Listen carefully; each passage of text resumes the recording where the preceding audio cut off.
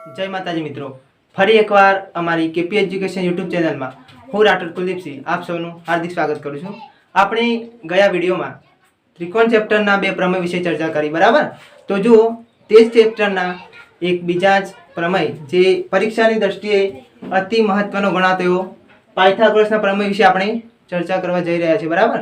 જો તમને આગળના જો પ્રમેયમાં તકલીફ હોય અથવા આજે જે વિડીયોમાં આપણે ચર્ચા કરી તેમાં તકલીફ હોય તમે કોમેન્ટ બોક્સમાં લખી શકો છો, બરાબર? તો જોઈએ ત્રિકોણ આજનો પાયથાગોરસનો પ્રમેય જે પરીક્ષાની દ્રષ્ટિએ અતિ મહત્વનો ગણાય. તો જો એનું વિધાન આપેલું છે, કાટકોણ ત્રિકોણમાં કર્ણનો વર્ગ, બરાબર? એટલે કે ત્રિકોણ કેવો હશે?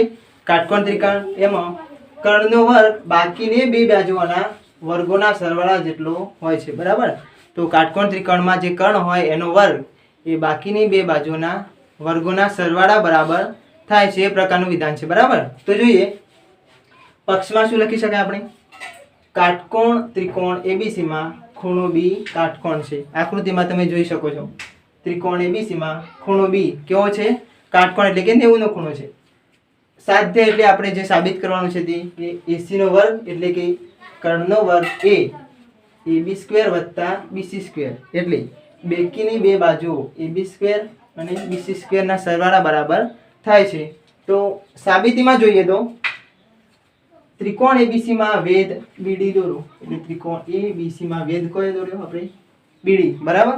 હવે જેથી BD લંબ AC થાય એટલે કે BD અને AC એકબીજાને લંબરૂપી એટલે 90 ના ખૂણે હોય છે. હવે ત્રિકોણ ADB સમરૂપ ત્રિકોણ ABC જોઈએ તો ADB એ પણ કાટકોણ ત્રિકોણ છે, તમે જોઈ શકો છો. અને બીજો આપણો મૂળ ત્રિકોણ ABC એ બંને કેવા છે? સમરૂપ છે, કારણ કે આ પણ કાટકોણ ત્રિકોણ છે અને ABC પણ કાટકોણ ત્રિકોણ છે.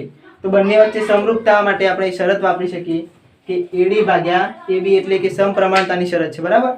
તો AD ભાગ્યા AB is equal to AB ભાગ્યા AC, બરાબર? તો AD ભાગ્યા AB બરાબર AB ભાગ્યા AC લખી શકાય. હવે આપણે ક્રોસ ગુણાકાર કરશું, બરાબર? તો AD જોડે AC ગુણાકારમાં હશે અને AB જોડે આ AB, તો AC ગુણ્યા AD બરાબર AB ગુણ્યા AB, બરાબર? આ બાજુ ગુણાકાર થશે, AB ગુણ્યા AB એટલે AB નો એકબીજા સાથે ગુણાકાર એટલે કે AB નો વર્ગ થશે. આપણે જેને સમીકરણ નંબર 1 નામ આપીશું. હવે તે જ પ્રમાણે બીજો ત્રિકોણ BDC સમરૂપ ત્રિકોણ ABC એટલે કે BDC સમરૂપ ત્રિકોણ ABC એ પણ એકબીજાને સમરૂપ છે. તો તેના સમરૂપતાની શરત પરથી લખી શકાય તો DC ભાગ્યા BC, બરાબર? DC ભાગ્યા BC બરાબર BC ભાગ્યા AC એટલે કે BC ભાગ્યા AC લખી શકાય, બરાબર?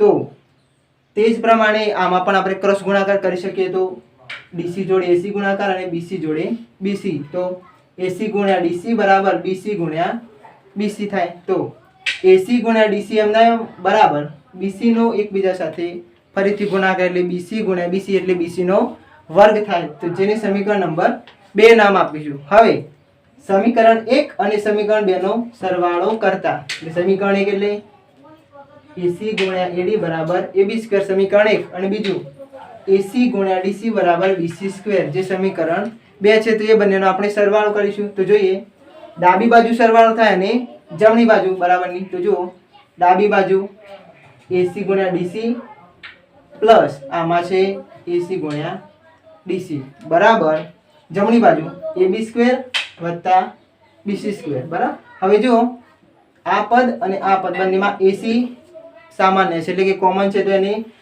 બહાર કાઢી લઈશું. તો AC તો અંદર શું વધે? AD પ્રથમ કૌંસમાં અને વચ્ચે પ્લસ બીજા કૌંસમાં DC વધશે, બરાબર? બરાબરની આ બાજુ AB સ્ક્વેર વત્તા BC સ્ક્વેર. હવે AC હવે AD વત્તા DC એટલે કે AD વત્તા DC એટલે AD વત્તા DC એટલે આખું કયું માપ મળે છે?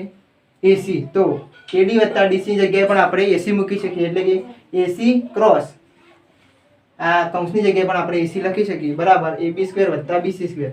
હવે AC ગુણ્યા AC એટલે AC નો વર્ગ, તો AC સ્ક્વેર બરાબર AB સ્ક્વેર વત્તા BC સ્ક્વેર, બરાબર? જે આપણે સાધ્યમાં સાબિત કરવાનું હતું, બરાબર? એટલે કે કર્ણનો વર્ગ એ બાકીની બે બાજુના વર્ગના સરવાળા બરાબર થાય છે, બરાબર? તો આપણો પ્રમેય અહીં પૂર્ણ થાય છે. જો તમને આ વિડીયો ગમ્યો હોય તો મારી કેપી એજ્યુકેશન ચેનલને લાઈક કરો, શેર કરો, કોમેન્ટ કરો અને સબસ્ક્રાઈબ કરો. અને જો તમે આવા જ નવીનતમ વિડીયોને નિહાળવા માંગતા હોય તો મારી ચેનલને સબસ્ક્રાઈબ કરજો. જય માતાજી.